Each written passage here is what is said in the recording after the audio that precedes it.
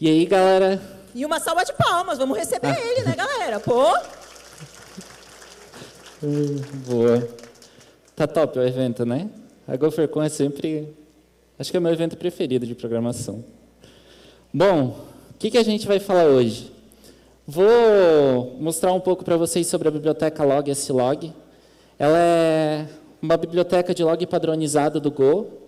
Então, eu vou falar um pouquinho sobre por que ela foi criada, por que ter uma biblioteca de log padronizado dentro da Standard Library, falar um pouquinho sobre a comunidade, algumas das suas percepções, falar sobre a arquitetura da biblioteca, como ela deve ser usada, fazer um tour sobre a biblioteca, falar sobre os principais métodos, falar um pouquinho sobre um benchmarking feito pela BetterStacks e alguns casos de uso curiosos, tentando implementar ela. Então, primeiramente, por quê?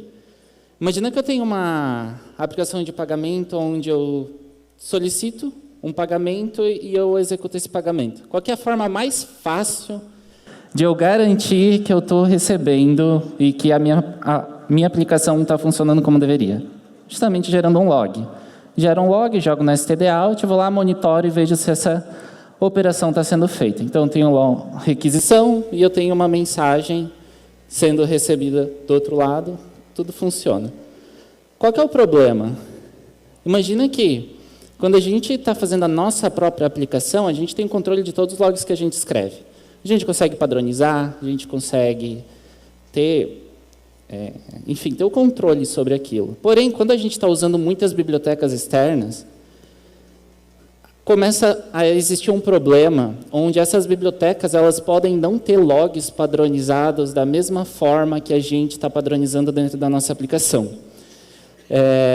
Inclusive, pode ter outro problema, que cada biblioteca dessa pode usar uma biblioteca externa de log, que também pode ser uma dependência a mais na nossa aplicação. Quando a gente acaba vendo o resultado dessas bagunças, a gente acaba se deparando com um log mais ou menos igual a esse. Isso é um log de teste, né? Eu acho que a nossa aplicação não tem log parecido com esse, né? Então, qual que é o problema de um log assim? Isso é um log não padronizado, tá? Desestruturado. O problema é que o log ele não é feito para ser escrito, ele é feito para ser lido. Isso aqui eu posso escrever de uma maneira muito rápida na aplicação, muito simples, muito fácil.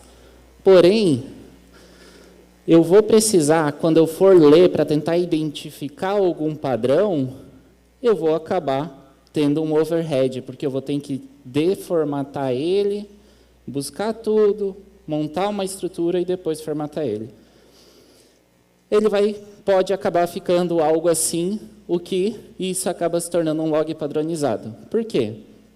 Porque eu tenho os meus tipos, eu tenho chave-valor, ele é um JSON. Por que isso também é importante? Quando nós vamos importar os logs em algumas bibliotecas, por exemplo, lá no Enjoy a gente usa Elasticsearch para ler log. Nós precisamos tipar esses campos. Então, o que é string sempre tem que ser string, o que é inteiro, ele sempre é inteiro por conta de como funcionam os índices. Por isso que é muito importante a gente padronizar esse tipo de log, né? Bom, um pouquinho sobre a comunidade e as suas percepções. Então, essas são as bibliotecas mais conhecidas de log hoje. Quem aqui já trabalhou em algum projeto, eu tenho certeza que já se deparou com a Logros.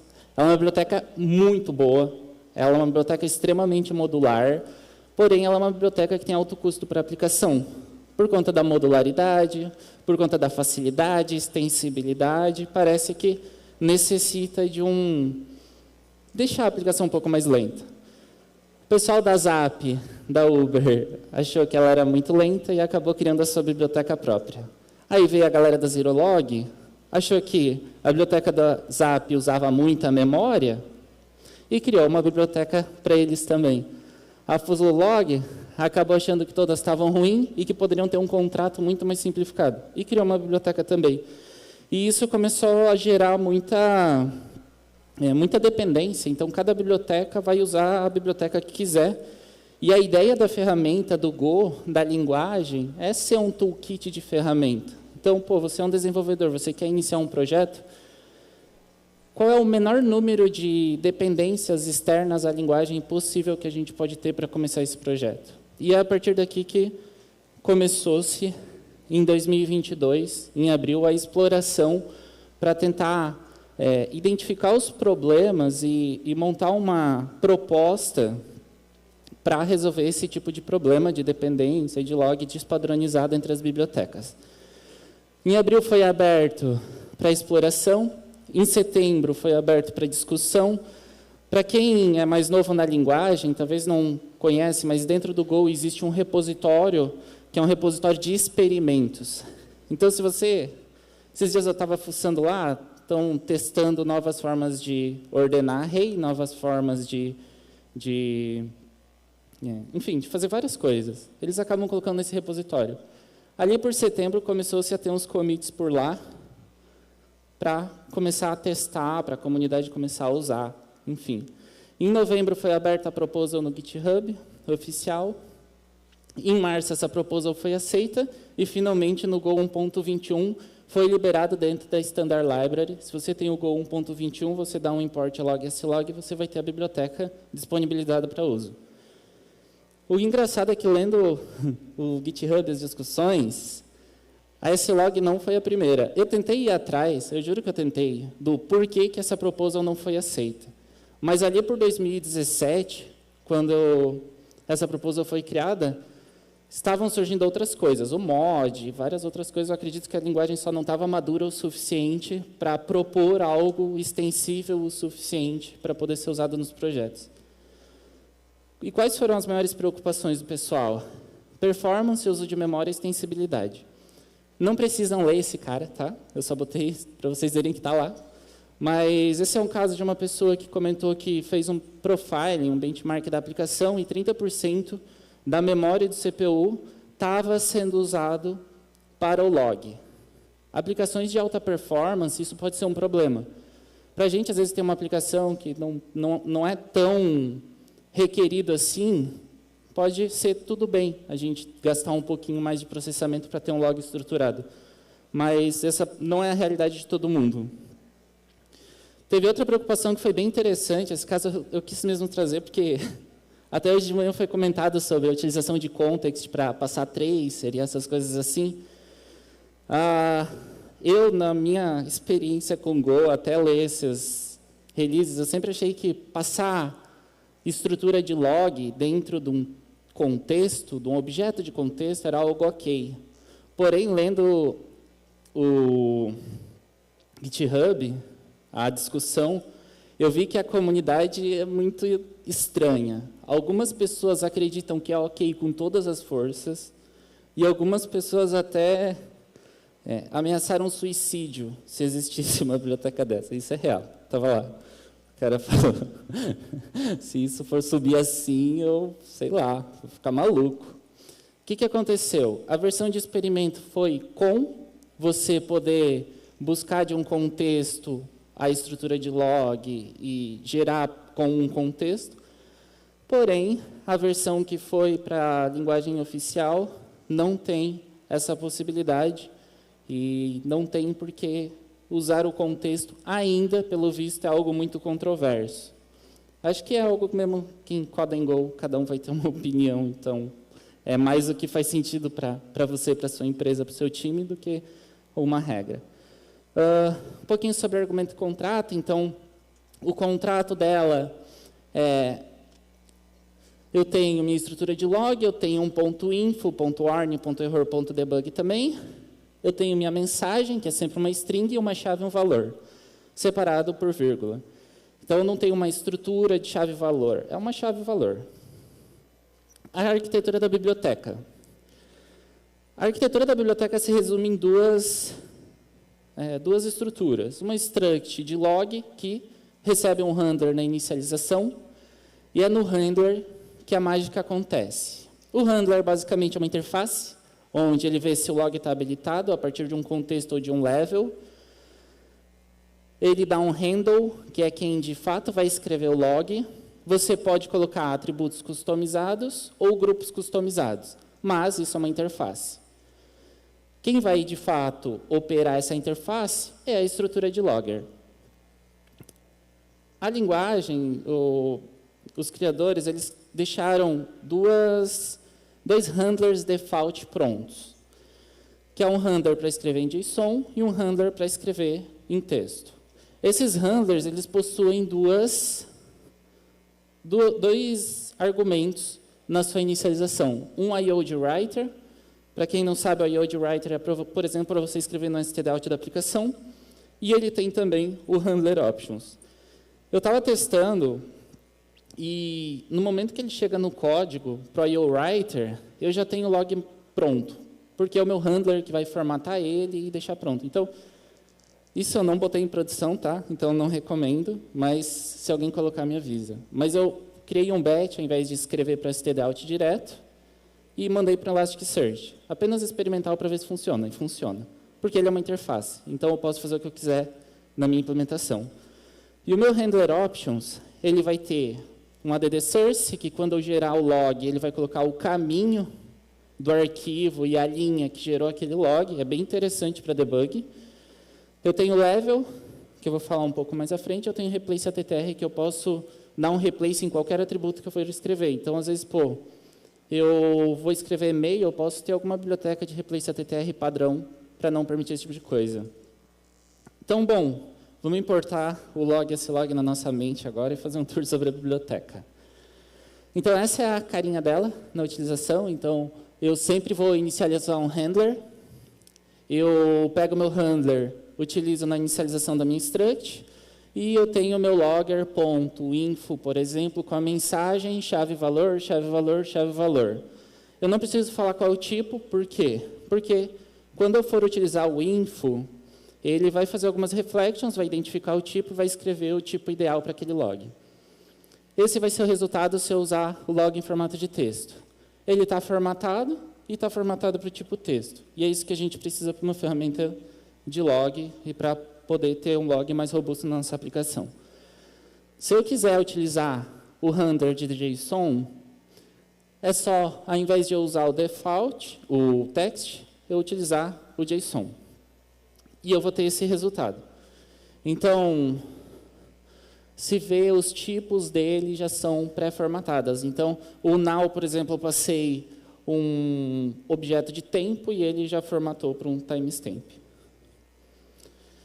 Então, o que acontece? Como a linguagem e esses handlers default, não é a linguagem, né, a biblioteca que foi criada, ele faz essas reflections são custosas para a linguagem, para ficar questão de performance mesmo.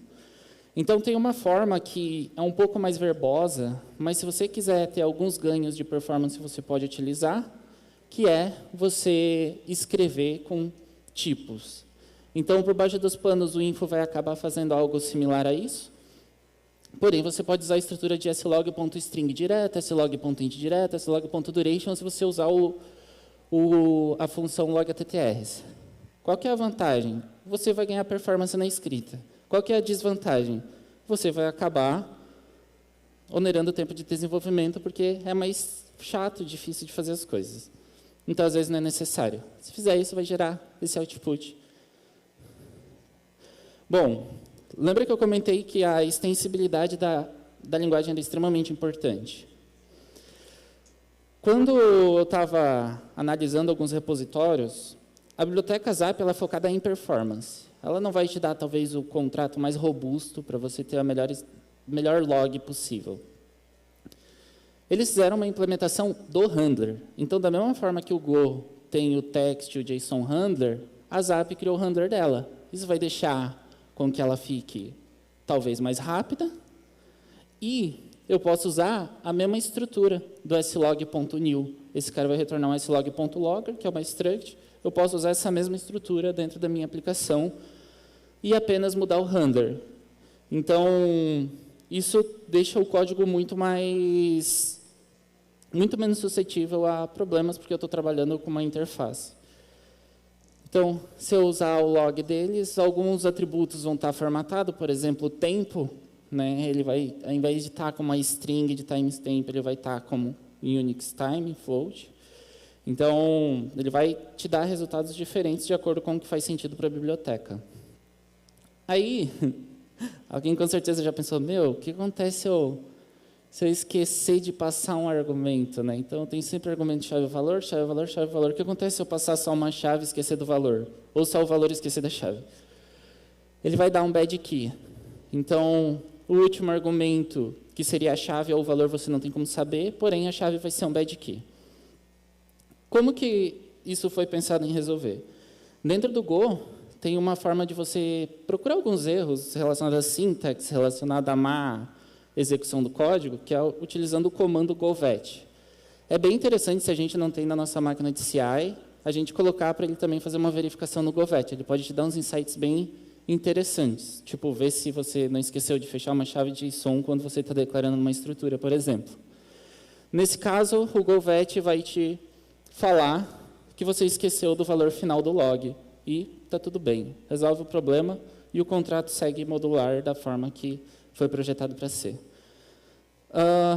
E agora tem uma função bem importante, que é a função if. O que ele vai fazer?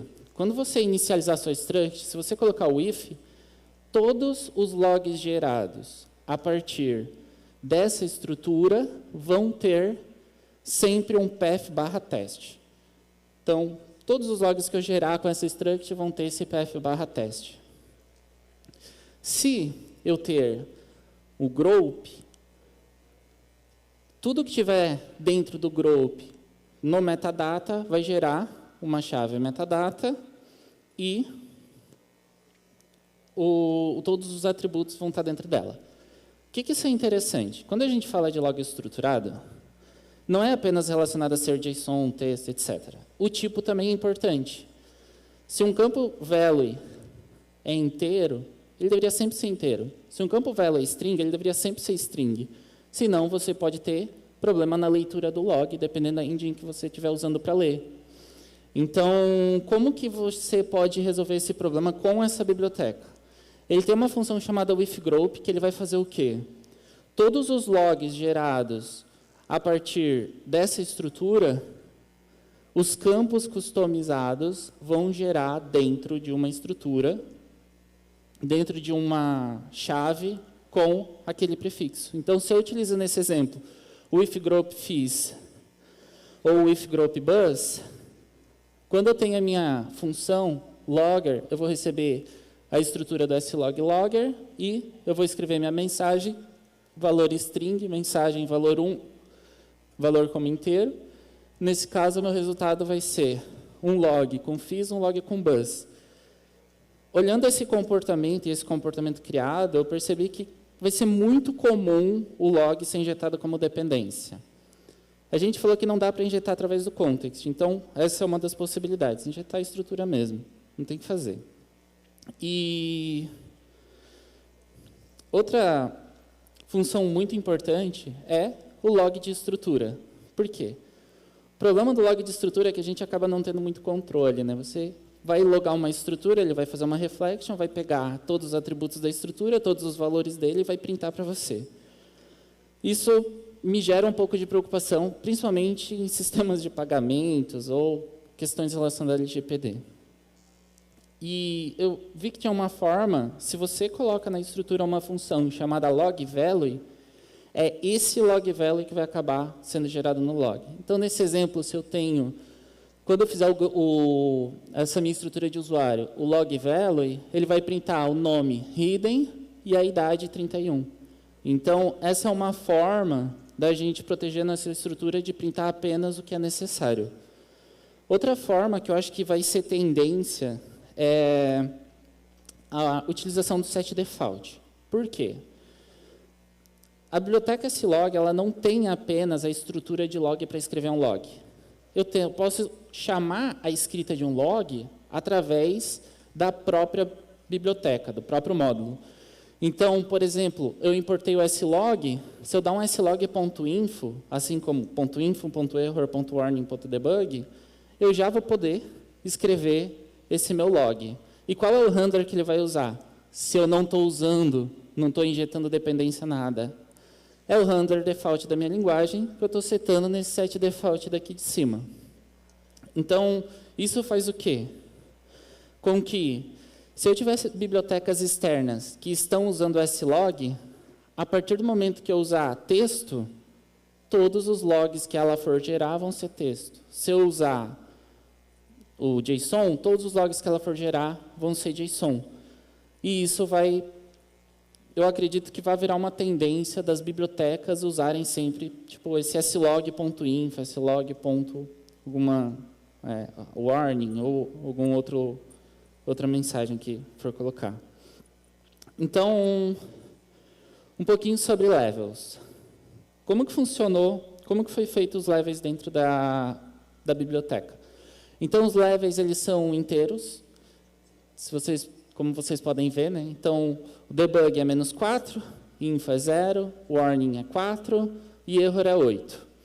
Então, qual que é o default? É o 0, porque é o valor default de um inteiro, e ele é um inteiro. Então, quando eu subo uma aplicação, ela está no level info, se eu não setar nada.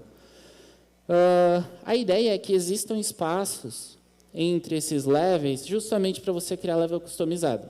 Foi feita lá uma pesquisa e tal, e 95% das aplicações possuem apenas esses 4 níveis. Então, você pode ter nível customizado, mas foi criado esses 4 níveis. E apenas uma curiosidade, assim, eu fui um pouquinho a fundo, e eu vi algumas pessoas comentando que um dos motivos da utilização disso é que o Go, até, se não me engano, o valor de 1000, mais 1000, menos 1000, acho, ele não aloca um novo espaço em memória. Então, por que usar inteiro? Porque eu consigo ter o level da mesma forma, sem alocar um espaço de memória para fazer uma operação tão trivial quanto escrever um log. Então, como que eu uso esses levels? Tanto a minha biblioteca slog, quanto a minha estrutura de logger, eu vou ter sempre uma função chamada debug, info, warning, error.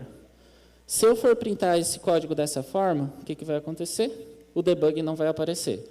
Por quê? Porque ele é -4, é menor que 0, que é o meu default. Se eu quiser que o debug apareça, eu preciso utilizar aquela estrutura que eu comentei lá no começo, que é a estrutura de handler options. Então, quando eu printar esse handler options, quando eu colocar o level, esse log.levelDebug, ele vai passar a printar o meu log de debug junto. Ok, e como que eu crio levels customizados? Eu acredito que essa é uma informação que dificilmente a gente vai usar, mas é importante a gente saber que ela existe.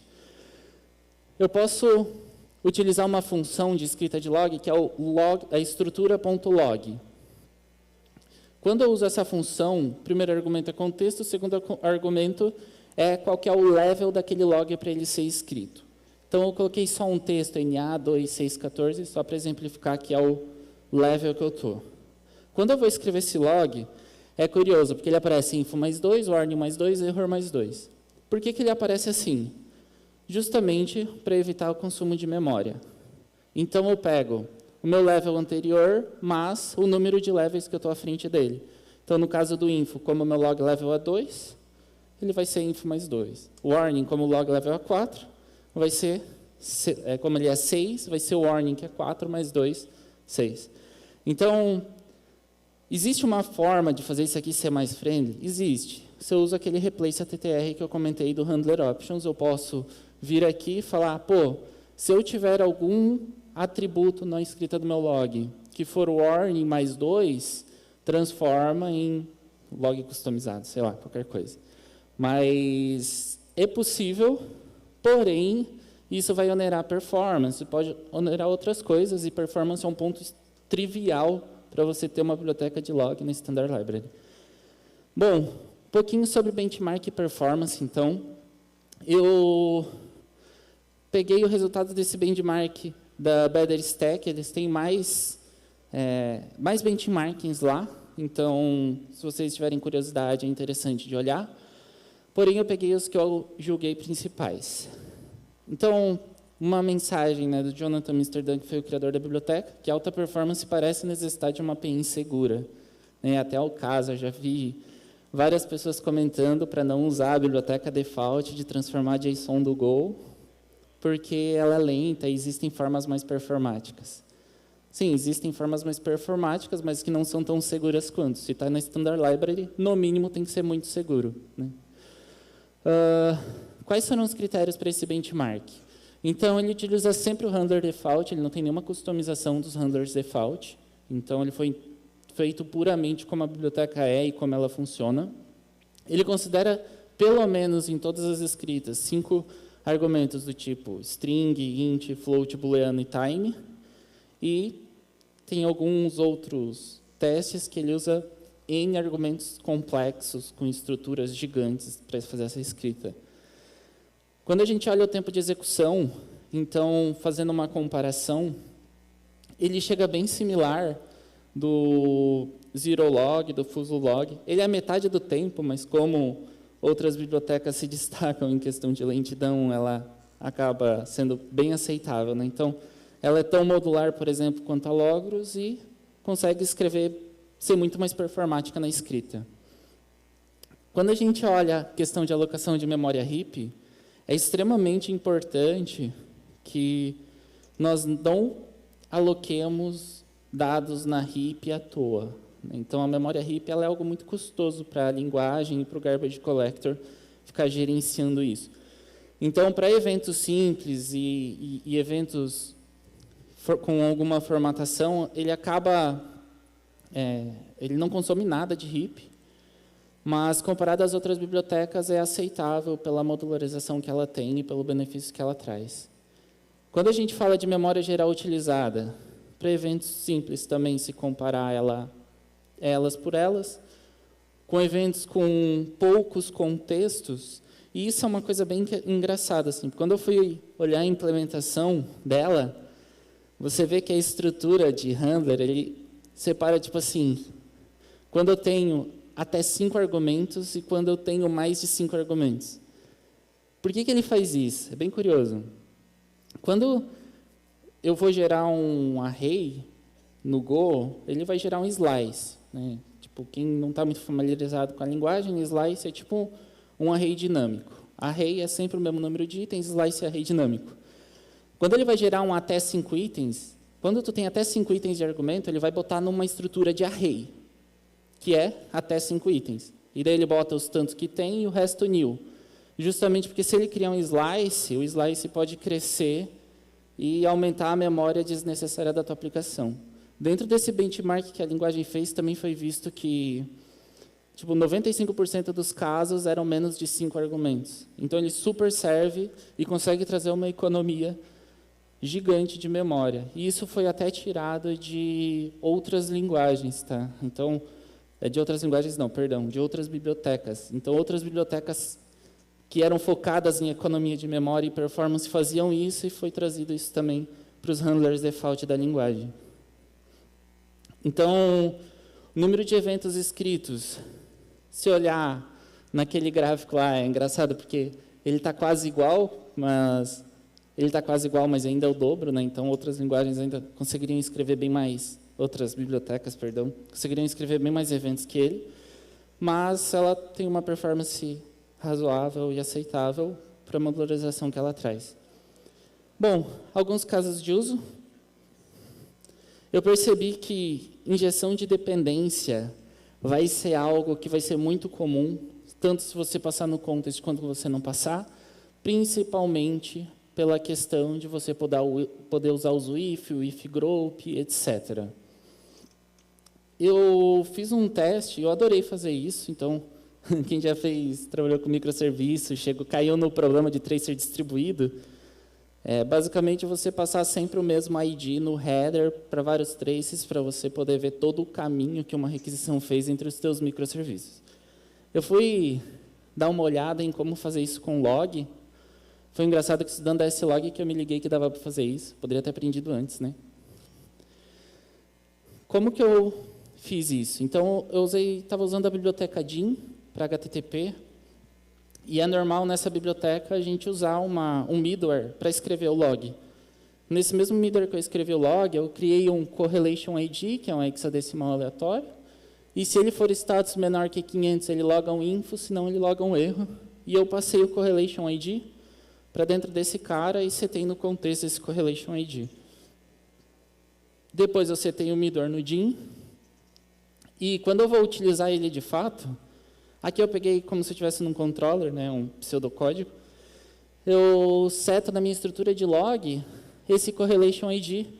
Como injeção de dependência é muito importante, imagina que mundo bonito, se a gente pudesse ver os logs de uma request fosse debugar e visse todos os eventos relacionados com aquela request. Nossa, isso seria um sonho, né? E com uma estrutura fácil assim dá para fazer por conta das funções built-in que a biblioteca criou, né, para esse tipo de comportamento. Bom, um fato que foi bem doido foi setar o log level. Eu acho que isso aqui não é a melhor forma de fazer, eu só trouxe um exemplo de como eu fiz nos meus estudos, tá? Eu tentei procurar o quê? Cara, será que não criaram uma variável de ambiente padrão, né? Que era um log level, você está na variável de ambiente, subir com aquele level e etc. Não criaram.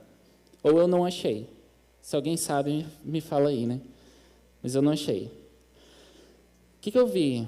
Talvez seja uma tendência a gente ter esse tipo de comportamento na nossa aplicação. Então, pego uma variável de ambiente, qual que é meu log level, como string, talvez minha string vai ser log level igual debug, e eu vou e gero a minha variável e seto qual que é o level para colocar no meu handler options, para colocar no meu handler default da aplicação. Testes. Então, eu sou viciado em teste unitário, eu tenho esse pecado. Tudo que eu faço eu gosto de testar. Então, eu fui tentar testar essa biblioteca eu coloquei nesse repositório ali, depois se alguém quiser dar uma olhada. E eu vou contar um pouquinho sobre como que foi isso, né? Então, inclusive tem gente que não gosta e que acha que não é válido testar log, mas eu gosto. Parece que eu tenho o sentimento de que pelo menos naquele lugar meu código chegou. Então, eu criei uma função simples, que recebe um logger e escreve um log. Aí eu fui lá, baixei o Mockery, que é uma biblioteca de geração de mocks, e gerei um mock da minha estrutura de handler. Aí, eu fui ver e, fazendo isso, eu fui entender um pouquinho mais como a biblioteca funciona, como que eu uso o Mockery, ou a minha estrutura de mock, né? Eu pego inicializo ela, mocks.newLogHandler, passo o meu teste, loghandler.expect. Então, quando eu cair nessa estrutura de mock, eu vou esperar que ele caia no enabled. Como eu esperava, antes de escrever o log, ele vê se está habilitado ou não para escrita, baseada no teu contexto ou no level que você mandou, que é info, que eu não tinha previamente setado. Então, eu retornei true. Ou seja, eu devo cair no handle. E eu caí no handle. E daí, o que eu fui tentar fazer? Eu pensei que, quando eu caísse aqui, eu simplesmente iria dar um inspect na mensagem e um inspect nos argumentos. Mas não foi bem isso que aconteceu. Então, realmente, quando eu fui testar a mensagem, foi simples. Então, eu peguei esse func record, então dentro do record é onde ele tem aquele comportamento da mensagem e também aquele comportamento dos argumentos que eu comentei de, armazenar um array ou armazenar um slice, dependendo da quantidade de argumentos. Então, eu posso dar um assert.equal e pegar e comparar a minha mensagem e ele funciona. Então, utilizando a função matchedBy, eu posso fazer um custom matcher da minha aplicação baseado no retorno da minha função, que vai ser um booleano, né? True ou false. Se for false, o teste quebra. Se for true, o teste funciona. Como que eu fui testar os argumentos customizados? Quando eu estava fazendo, eu vi que essas estruturas, elas são privadas, então eu não consigo acessar elas. A linguagem não me deixa acessar essas estruturas para saber quais são os argumentos customizados. E eles estão nessa estrutura de record como uma interface, então eles precisam ser convertidos para o tipo antes de fazer essa verificação. Como que eu achei uma forma de testar para ver esses argumentos customizados? Ele libera uma função que é chamada de ATTRs. Ela tem uma abstração para essa escolha de até 5 itens ou mais de 5 itens. Então, essa função ela vai me retornar todos os atributos, independente disso aí. Então, quando eu chamo ela, eu preciso passar uma função com o ATTR slog.attr. Esse é o contrato da estrutura de record. E daí ali dentro eu vejo, pô, se a minha chave for full, dá um assert esperando que o valor seja string e que o resultado é bar. Se minha chave for fizz, dá um assert para ver se é bus e se a estrutura, enfim, é uma string. Então foi uma das formas que eu achei de testar. Quando eu tiver muito objeto, eu acho que isso aqui vai ficar horroroso. Então, eu espero em algum momento achar uma forma melhor de fazer isso, ou até, sei lá, colaborar com a linguagem para tentar melhorar, ou criar uma estrutura padrão, ou uma forma padrão, ou uma função disponível em momentos de teste. E aqui eu só executo ela. Então, uma mensagem do criador da linguagem é: tentamos fornecer uma API que seja boa o suficiente para ter preferências pacotes existentes, mesmo que seja para apenas evitar uma dependência. Essas foram algumas referências.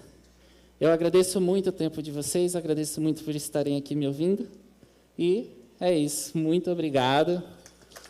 Valeu, vamos curtir o evento e é isso.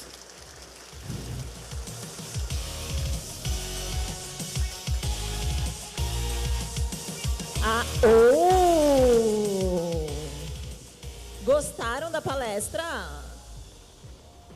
Eu tô ouvindo burburinho, hein? Deixa eu ver se tem espaço para perguntas. A gente tem espaço para perguntas. Alguém tem uma pergunta para o André? Deixa eu ver. Ali, ó, mão balangando. Vamos lá. Levanta de novo. Sobrou 3 minutos, cara. Vamos lá. Pô, meu nome é Ivan, sou de Salvador. Coisa rápida, eu vi que você precisa inicializar o handler e depois você passa esse handler para o logger e o logger usa isso na aplicação. A pergunta é, se eu mudar o nível de logger do handler após a aplicação estar iniciada, ele vai refletir ou eu preciso reinicializar a aplicação? Tipo, eu tenho uma aplicação rodando, eu quero debugar um trecho específico. Eu vou lá, mudo ela para debug, ela vai começar a logar debug e depois ela volta. Ou eu preciso reiniciar a aplicação para ter esse efeito? Se eu entendi a pergunta, sempre que você dá um if, o if group, coloca um correlation ID, algum argumento customizado, ele vai pegar uma cópia e vai gerar uma nova estrutura para você para não influenciar na estrutura de handler default. Então, para todos esses métodos que acabam alterando as funções do handler default, ele vai gerar uma cópia ao invés de adicionar esses argumentos no objeto da aplicação inteira, sabe? Senão você pode acabar tendo esse problema mesmo. Então, só confirmando, eu vou precisar reinicializar a aplicação, se eu quiser mudar o nível de log. Durante o curso dela. Ah, tá, perdão. Se for mudar o nível do log... A aplicação está rodando, estava lá em info. Eu descobri um problema, eu quero depurar aquele problema. Eu queria dinamicamente trocar ela para debug, sem precisar parar. Isso é possível? Dá para fazer, mas eu acho que vai cair em outros problemas que talvez seja mais fácil alterar a variável de ambiente, sabe? Mas, porque daí, não sei se seria um argumento, como que você faria isso em outras questões do sistema, mas daria para alterar o level da estrutura principal da aplicação, né? Só que tu vai ter que criar algumas abstrações ali no meio para isso funcionar bem. Talvez seja mais fácil você estar como variável de ambiente mesmo e restartar. De uma forma mais dinâmica, né? Eu sei sua dor, amigo. Muitos incidentes fazem a gente querer facilidade nisso. Será que tem mais um tempinho? Tem mais um...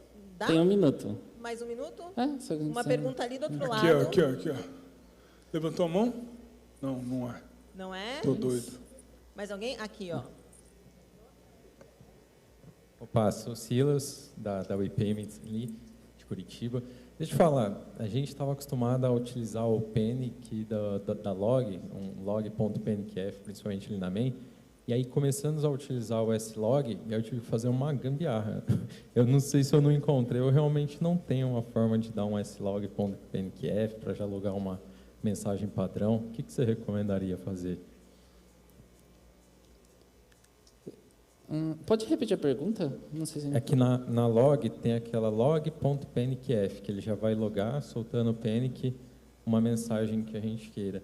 E no slog eu não vi uma forma da gente replicar isso. Eu tive que fazer uma gambiarra por fora. Você viu se eles têm alguma coisa, se vão implementar? Não, eu não saberia dizer agora. Vamos Tranquilo. conversar depois. Vamos. Daí a gente... Eu entendo exatamente o que é o problema. Boa! Muito bom. Então, vamos criar artigos sobre esses dois temas, hein, pessoal? São problemas reais e que mexem com a gente. Uma salva de palmas para o André. Muito obrigada, André.